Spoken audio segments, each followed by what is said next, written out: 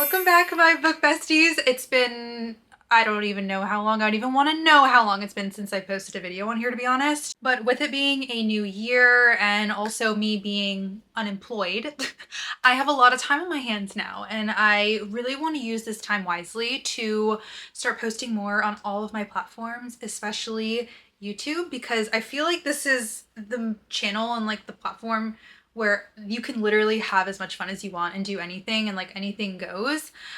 So I just want to be explorative on here and try my freaking best, okay? And we're gonna kick it off with spicy romance books. When I first started my book talk account, I would do these videos where I would recommend spicy romance books starting at 1 chili pepper all the way to 5 chili peppers for everyone who wants some type of level of spice in their books. And honestly, I feel like the possibilities are endless. So I'm gonna tell you some of my favorites. Again, we're gonna be starting from 1 chili pepper all the way to 5 chili peppers. Literally from like 0 to a little bit of spice in the book to like, is there even a plot to this book, or is the plot just the spice?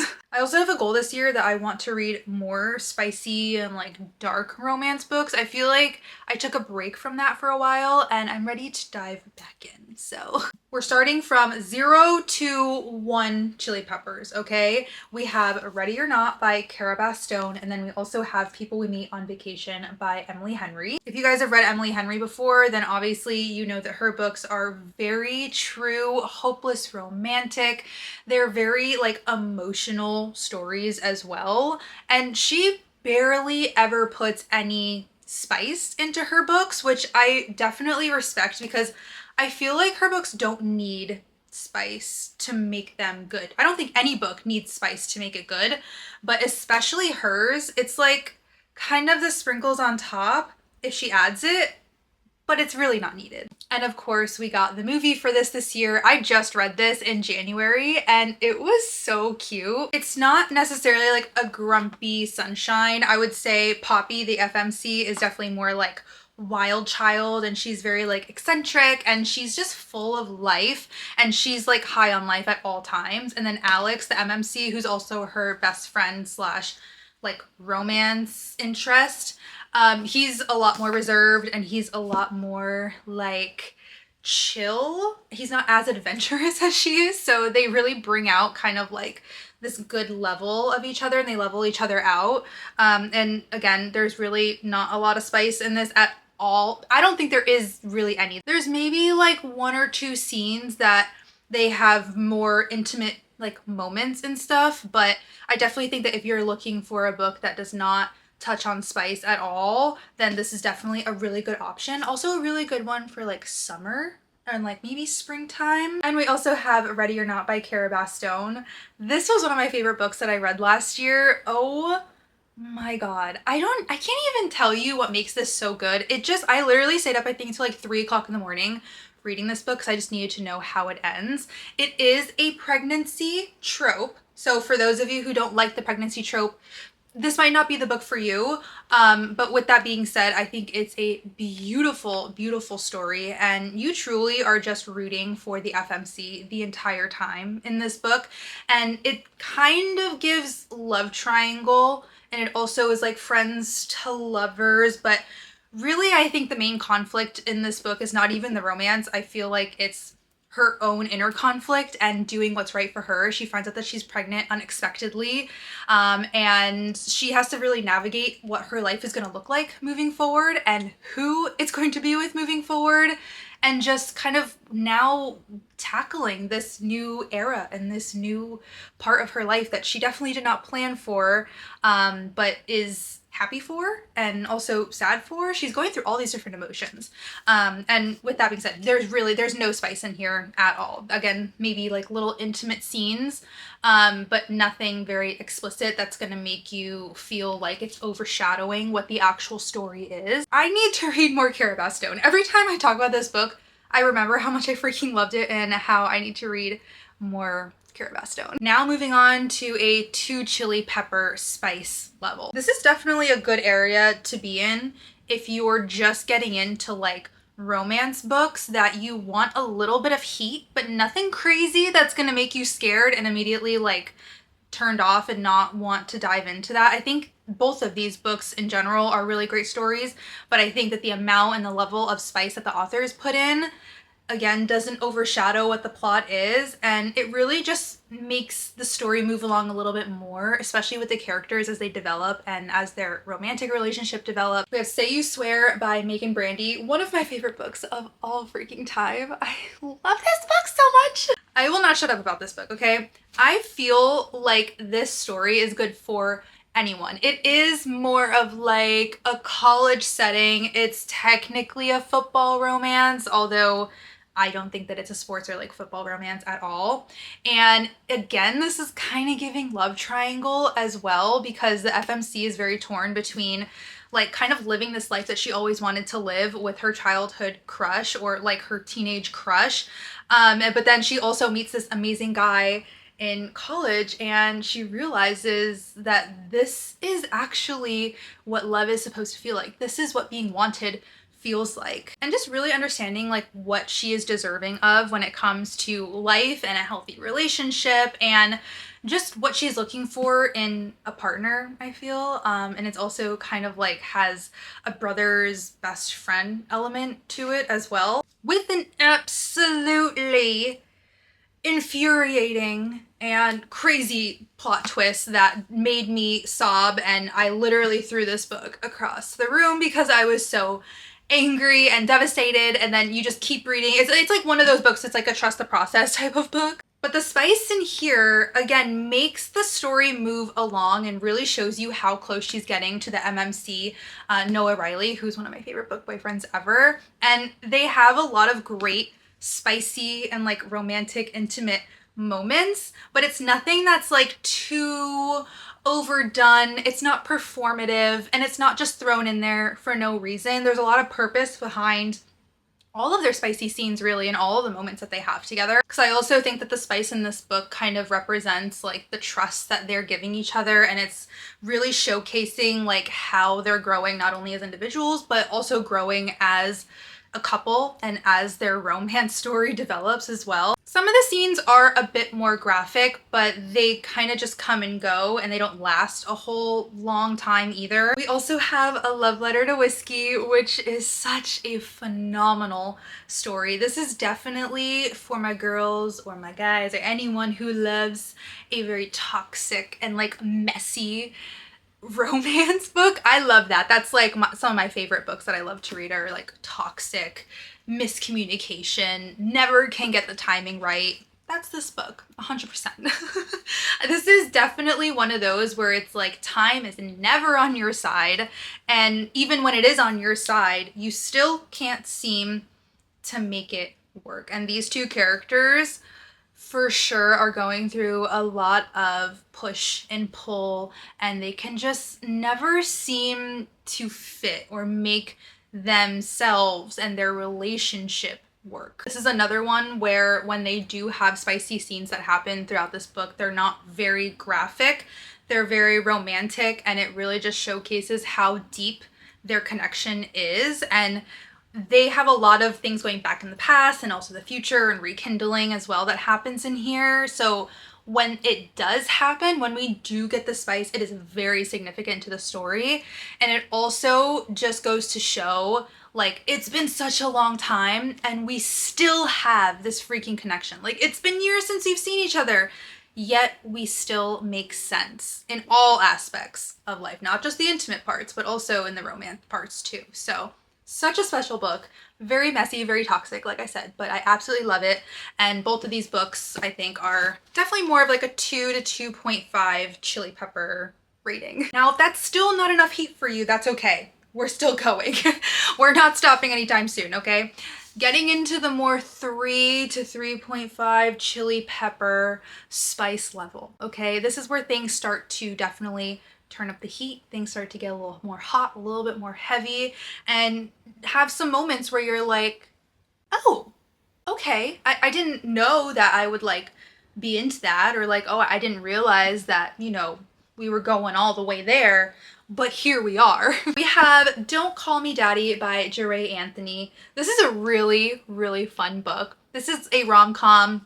And it's also an age gap. I forget exactly what the age gap is, but he's also a billionaire. And this MMC, what is her name again? I forget what her name is, but she is basically living out her sister's like dream to-do list, bucket list. Her sister unfortunately passed away and now has like all of these things that she wants to fulfill in honor of her sister, and one of them is going to this town and taking a trip by herself and just experiencing new things. And along the way she meets a very delicious, tall, dark, handsome billionaire, and then they decide that they're gonna fake date slash be fake engaged. And obviously, as you can tell from the title of this, it's called Don't Call Me Daddy. So yeah, we start getting introduced to a little bit more kinks in this book, and we definitely get introduced to a little bit more of a down and dirty and taboo type of spice, which is very different from any of the spice that you're gonna read. Like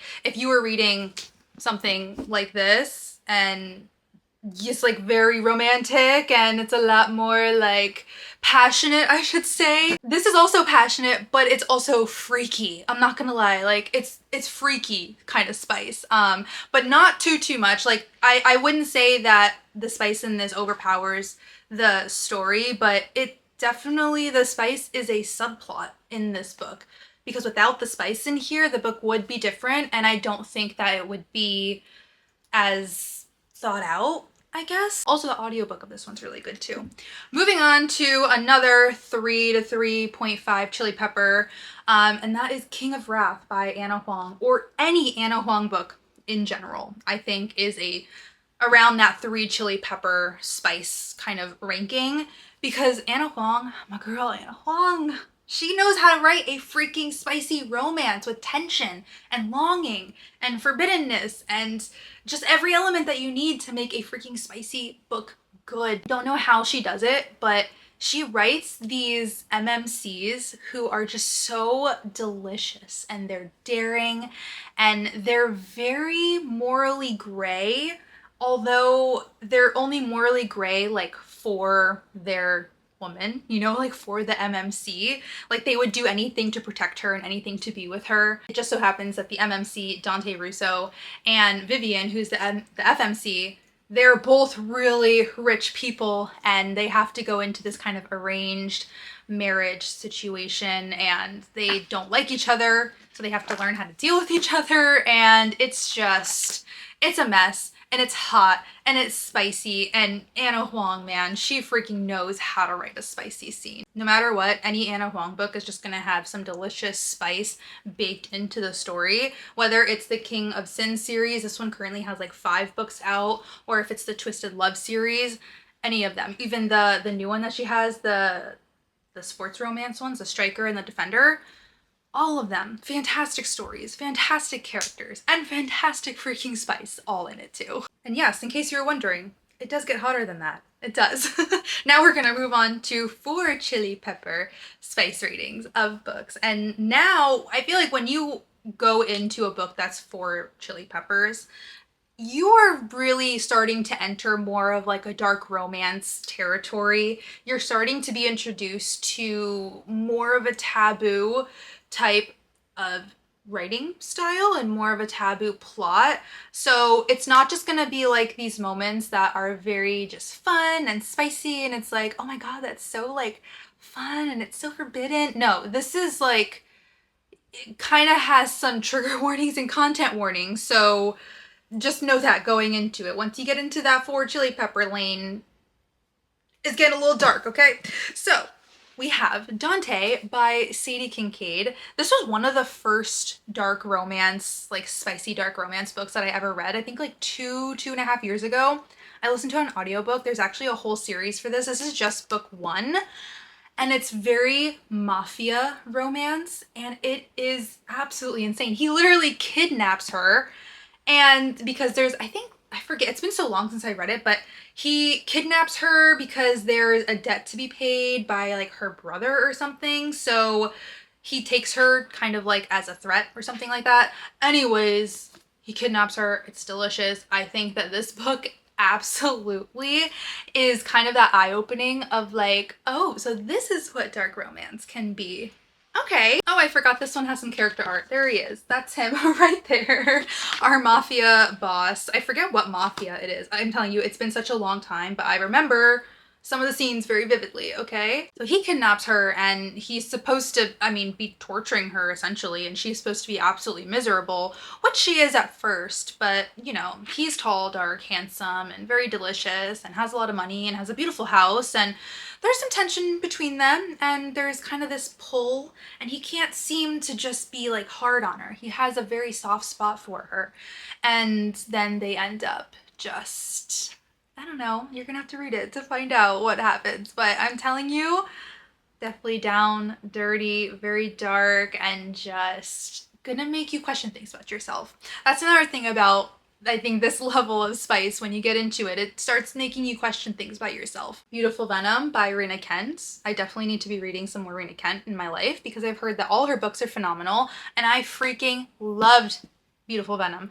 I listened to this on audiobook too, and it is absolutely delicious. Or FMC is trying to get revenge for her sister who's currently in the hospital, and so she wants to enter into this secret society in college, and she has to go through these trials and kind of like prove herself that she's worthy of going into this society. And really the only reason she wants to get into the society is to find out secrets about maybe why her sister is in the hospital and get revenge for her, for the person who did this to her.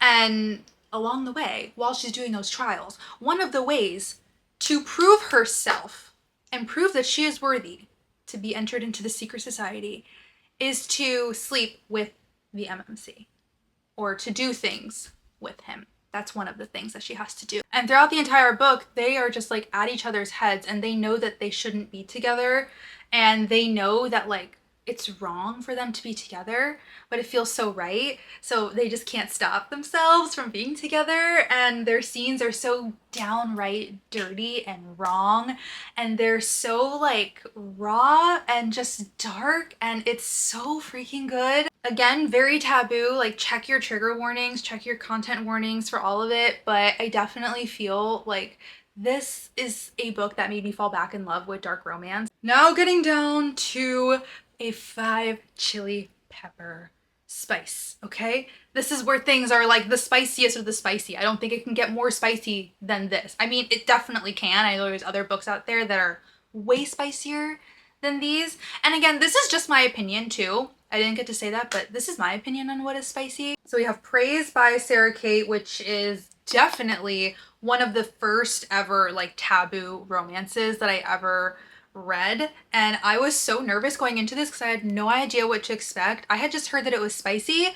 I wasn't prepared for the level of spice, and I don't even mean like just this book itself, Praise, because this one is really spicy, but I think the entire Delicious Players Club series as a whole is 5 chili peppers. I mean, it is hot, hot, hot, hot, hot, hot. Extra, extra hot. It is insane because this book is like an age gap. It is ex-boyfriend's dad who owns a schmeck club and is quite literally just absolutely obsessed with this girl who becomes his now secretary. And it is insane. Their chemistry is unreal, which you wouldn't think for like an age gap as big as theirs, which again, I wasn't like fully sold on yet because it was also like the first age gap that I had ever read, but it freaking works, okay? Sarah Kate, the way that she writes spice, or just books in general, is like no other. She puts you into this world where, yeah, the book is spicy, like real spicy and real hot, but also on top of all that, writes these plots and these storylines that are like heart-wrenching, real, raw, emotional, and like real characters that you can actually relate to and go through like same troubles and issues that regular people do. So it's kind of trippy. It's like one minute you're like sympathizing with this character, and then on the other hand, you're like, you can't even believe the things that they're doing to each other on the other page. So it's wild. I think she's very deliberate when it comes to what she's writing, and everything that she writes is done with intention and done in a way to make you feel some type of connection to it. Even if you can't connect with the characters at all, Her writing makes you feel like you're part of their story. And then we also have Tate James, which is another one of my absolute favorite spicy romance authors, because the way that she writes spice, a little bit different from Sarah Kate, where Sarah Kate writes very raw and emotional, like real stories. Tate James, she creates these worlds that is like, what? It's unimaginable. And then to make it even spicier, almost everything that Tate James writes is a why choose romance, reverse harem. So this one in particular, Seven Circle, which is part of the Hades, not a trilogy, it's a Hades series. I think there's 4 books total. There are 3 guys and 1 girl, okay? And she's really young. I think she's like maybe 20 something years old. Her name is Hades, and there are 3 men in her life who are part of her story, and they all love her and she loves all of them, and they all have fun one by one and then all together at the same time.